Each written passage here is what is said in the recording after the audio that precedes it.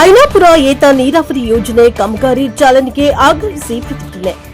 ಬೈತನೂರು ಗ್ರಾಮದ ಶ್ರೀ ಚಿಕ್ಕಗುರು ನಂಜೇಶ್ವರ ಮಠಾಧೀಶ ಸೇರಿ ವಿವಿಧ ಮಠಾಧೀಶರ ನೇತೃತ್ವದಲ್ಲಿ ಪ್ರತಿಭಟನೆ. ಕಲಬುರಗಿ ಜಿಲ್ಲಾಧಿಕಾರಿ ಕಚೇರಿ ಎದುರು ಪ್ರತಿಭಟನೆ.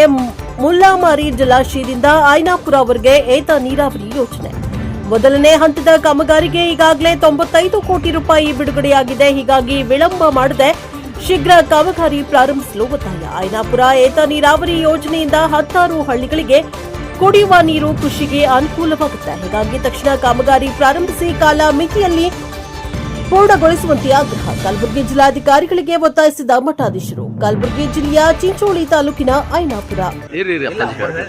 ಕಲಬುರಗಿ ಜಿಲ್ಲೆಯ ಚಿಂಚೋಳಿ ತಾಲೂಕಿನ ಐನಾಪುರ ಏತ ನೀರಾವರಿ ಕಾರ್ಯಕ್ರಮದಲ್ಲಿ ಈಗಾಗಲೇ 95 ಕೋಟಿ ರೂಪಾಯಿ ಸರ್ಕಾರದಿಂದ ಬಿಡುಗಡೆಯಾಗಿದೆ.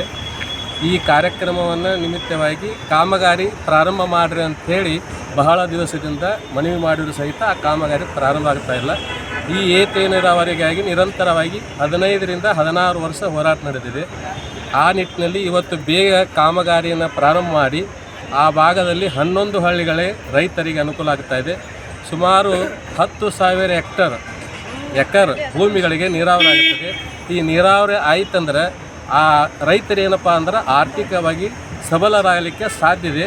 ಅದಕ್ಕಾಗಿ ನಮ್ಮ ಸರ್ಕಾರಕ್ಕೆ ನಮ್ಮ ಜಿಲ್ಲಾಧಿಕಾರಿಗಳ ಮೂಲಕ ಆ ಕಾಮಗಾರಿಯನ್ನು ಆದಷ್ಟು ಬೇಗ ಪ್ರಾರಂಭ ಮಾಡಿ ಆ ಭಾಗದ ಏತ ನೀರಾವರಿ ಕಾರ್ಯಕ್ರಮವನ್ನು ಮುಗಿಸಿಕೊಡಬೇಕು, ರೈತರಿಗೆ ಅನುಕೂಲ ಮಾಡಿಕೊಡಬೇಕಂತ ನಾವೆಲ್ಲರೂ ಸ್ವಾಮೀಜಿಗಳು, ನಾವು ಕಾಳಗಿ ತಾಲೂಕಿನ ಭರತ್ನೂರು ಗ್ರಾಮದ ಪೂಜ್ಯರು, ಐನಾಪುರದ ಪೂಜ್ಯರು, ಈ ಚೆನ್ನೈನಿಕರ ಪೂಜ್ಯರು, ಹೊಸಳ್ಳಿ ಪೂಜ್ಯರು, ಸುಲೇಪೇಟ ಪೂಜ್ಯರು, ಈ 15-16 ದಿವಸ ನಮ್ಮ ಶಿವಾನಂದ ಪಾಟೀಲ್ ಅವರು ಬಹಳ 15-16 ಅವರು ಅದಕ್ಕೆ ಹೋರಾಟ ಮಾಡಿದ್ದಾರೆ. ನಮ್ಮ ಮೊಮ್ಮಶೆಟ್ಟಿ ಅವರು, ಶರಣಬಸಪ್ಪ ಮೊಮ್ಮಶೆಟ್ಟಿ ಅವರು ಸಹಿತ ಯಾವಾಗಲೂ ಈ ಒಂದು ರೈತ ಪರವಾಗಿ ಹೋರಾಟ ಮಾಡ್ತಾ ಇದ್ದಾರೆ.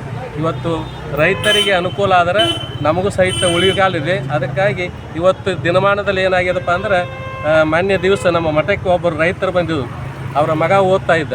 ಆ ಮಗ ಓದುವ ಸಂದರ್ಭದಲ್ಲಿ ಅವರ ತಾಯಿ ಹೇಳ್ತಾ ಇದ್ದಳು, ಓದವಲ್ರಿ ಅಪ್ಪನ ಮಗ ಅಂತಂದ. ಮಗ ಓದಲಿ ಅಂದರೆ ಫಲ ಎಟ್ಟದ ಅಂತ ಕೇಳಿದ್ವಿ. 40 ಎಕರೆ ಅದಾರಂದ್ರೆ ಎಷ್ಟು ಮಕ್ಕಳು?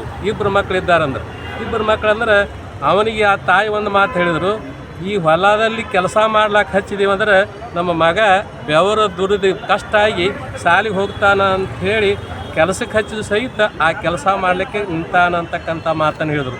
ಆ ನಿಟ್ಟಿನಲ್ಲಿ ಮತ್ತೊಂದು ಆ ತಾಯಿ ಮಾತನ್ನು ಹೇಳಿದರು, ಇಲ್ಲರಿ ಅಪ್ಪವ್ರನ್ನ ಒಕ್ಕಲ್ತನಕ್ಕೆ ಹಚ್ಚಿದೀವಿ ಅಂದ್ರೆ ಒಕ್ಕಲ್ತನ ಮಾಡೋರಿಗೆ ಹೆಣ್ಣನೇ ಯಾರೋ ಕೊಡೋದಿಲ್ಲ ಅಂತಕ್ಕಂಥ ಮಾತನ್ನು ಹೇಳಿದ್ರು.